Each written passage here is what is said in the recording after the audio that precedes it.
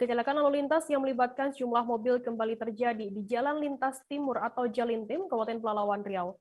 Sedikitnya ada 4 mobil yang terlibat dalam tabrakan beruntun di Jalintim kilometer 109, Desa Sorek 2, Kecamatan Pangkalan Kuras, Pelalawan. Adapun kendaraan yang mengalami kecelakaan yakni truk tronton yang bermuatan kayu balak, mobil ambulans, Mitsubishi Strada, dan Kijang Innova. Mobil ambulans kondisinya yang paling parah dilindas truk bermuatan kayu balak. Informasi lebih lengkapnya akan disampaikan oleh rekan jurnalis kami dari Tribun Pekanbaru, ada Yohanes Tanjung yang saat ini sudah tersambung sama kami. Halo Yohanes. Ya, halo Firda dan selamat siang semua Tribuners.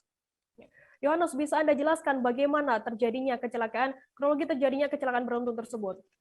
Baik Firda, kecelakaan tersebut terjadi pada hari Rabu sore sekitar pukul 17.30 yang melibatkan 4 unit kendaraan di Jalan Lintas Timur kilometer 109, tepatnya di Desa Sorek 2, Kecamatan Pangkalan Kuras, Kabupaten Pelalawan, Riau.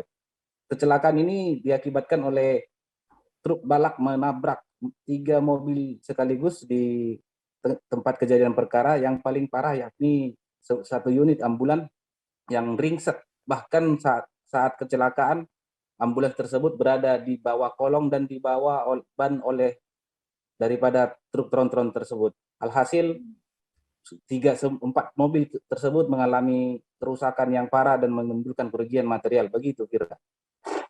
Yohanes, bisa Anda jelaskan kendaraan apa yang kondisinya paling parah dan juga apakah dalam kecelakaan ini ada korban jiwa begitu?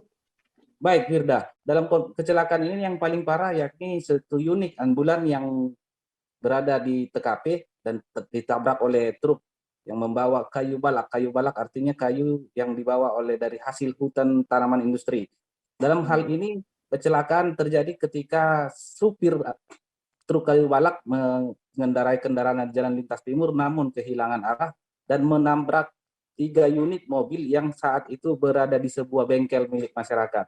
Artinya dalam 3 unit mobil tersebut tidak ada penumpang ataupun supir karena dalam keadaan rusak dan dalam perbaikan. Alhasil beruntung dalam kejadian ini tidak ada sama sekali korban jiwa. Sedangkan sopir daripada truk balak tersebut dalam keadaan sehat dan tidak terjadi luka. Demikian, Firda.